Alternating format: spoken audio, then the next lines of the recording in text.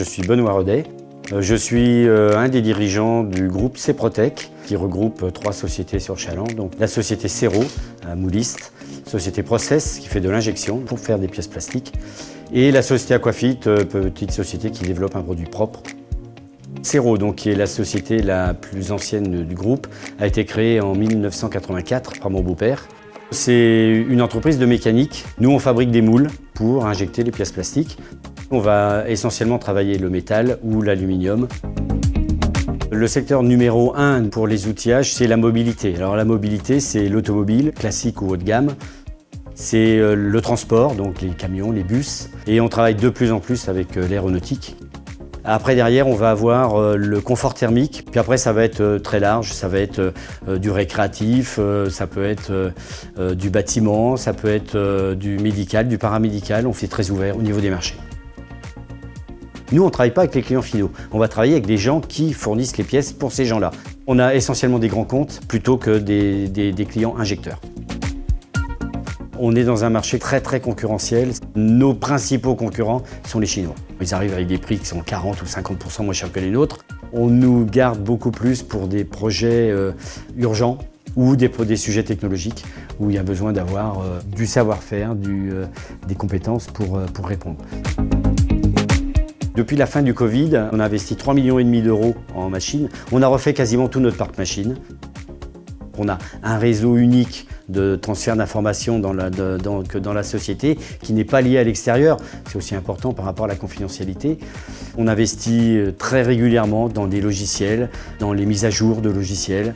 Et puis on se pose toujours les questions, comment est-ce qu'on peut faire pour améliorer notre production? Chez nous, on fait à peu près entre 15 et 20% de R&D dans la société. Donc à partir d'un plan qui est fourni, d'un plan pièce qui est fourni par nos clients, on va dessiner, concevoir des plans pour l'outillage. Et puis après, derrière, on le passera au bureau méthode pour les parcours d'outils sur les machines. Ce service va faire tous les programmes qui serviront à piloter les machines-outils qu'on a dans l'atelier. On a essentiellement des machines à commande numérique et on le fabriquera petit à petit donc sur des opérations de fraisage, de tournage, d'érosion et d'ajustage à la fin pour assembler les différents morceaux qui auront été usinés pour le rendre prêt à le monter sur une presse où on va faire des essais.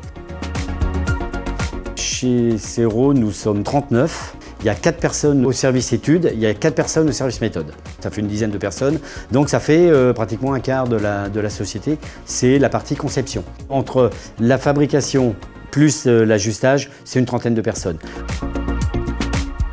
Le réseautage est énorme. Je fais partie du réseau BCL. On fait partie de pas mal de clusters régionaux, on fait partie du pôle de compétitivité.